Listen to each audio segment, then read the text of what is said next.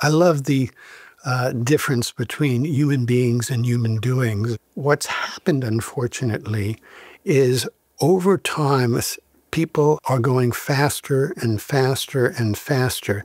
In order to keep up with that, people are human doings. And the problem of that is that people don't know how to shift into relaxation. When I've written my book, Time Shifting, what it's really about, it's like riding a 10-speed bicycle.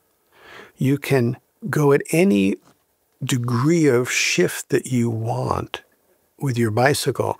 But if you're riding up the hill in the wrong gear or going down the hill without shifting into it, you're not doing well.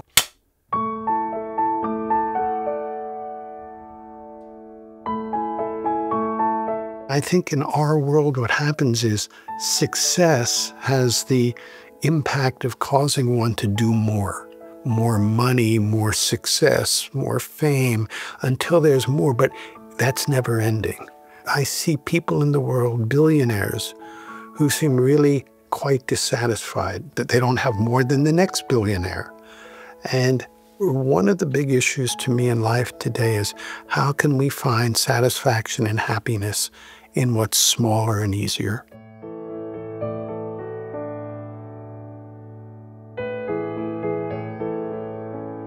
We've left the slow time of life.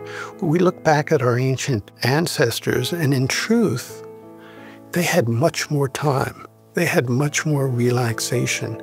They were not working nearly as hard or as stressed as we do. We'd look back and say, oh, those were the hard times. I think these are harder times for most people.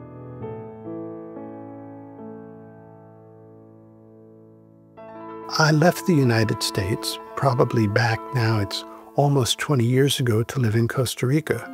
And every morning, to my utter delight, I'd take the dog for a walk on the beach for 3 or 4 miles. And I find myself in the rhythm of nature.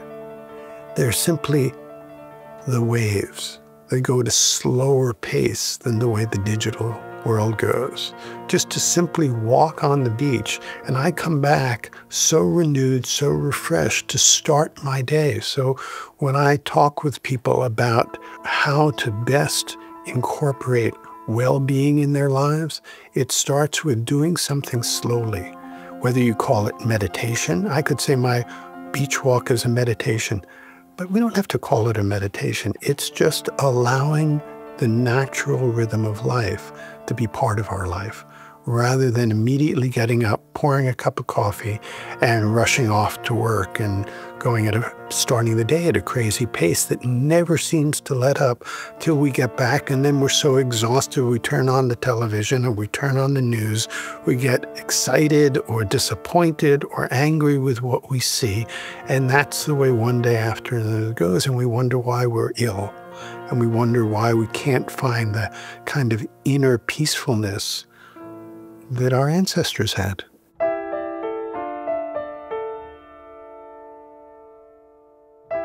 I guess one of the things that most surprised me was a couple of years ago when I was misdiagnosed as a very severe illness. And I remember coming home that night and crying with my wife and thinking, oh my goodness, is this real?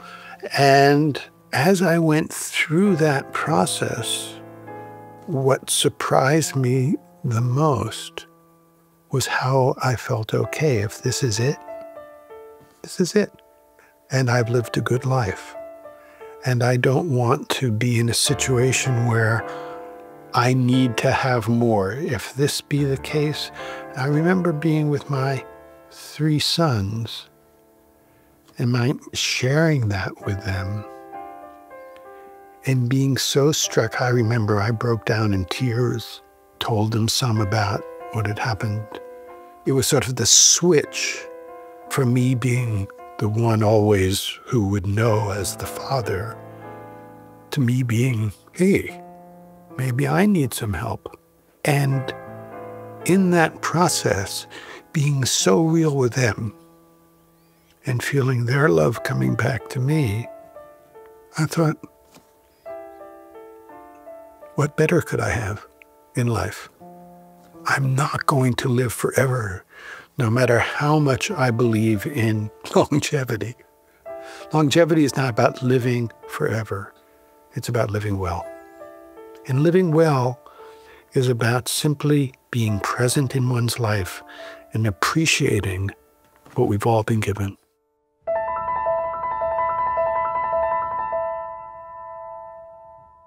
Death is part of the process of life. They come together. One doesn't get born without knowing that one is going to die. And if one is always in resistance to that, a life is less enjoyable because one seems to be caught in the fight. So from my perspective, I do what I can so that I can stay healthy and thus avoid an untimely death. But we have no control over it. I think when people have fear of death, they often are doing the wrong thing for it. So it's opening to it, not with the idea of, I want to die, but opening to what can I do, recognizing that I only have a limited amount of control over the whole situation. When one feels at greater ease with this, I do believe the emotional level of life, the way in which the brain works actually shifts in such a way that we bring greater energy to our aliveness. So how do we avoid death in this moment?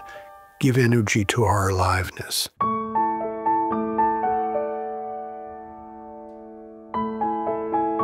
So my greatest wish is that we wake up. And waking up isn't about being smarter and faster. Waking up is about slowing down, feeling within. The whole aspect of meditation is not really about this goal of enlightenment. That's just goal-oriented again. It's about feeling peaceful within. If we can find peace within, and we can spread that with each other and share that with each other, that's how we help the world.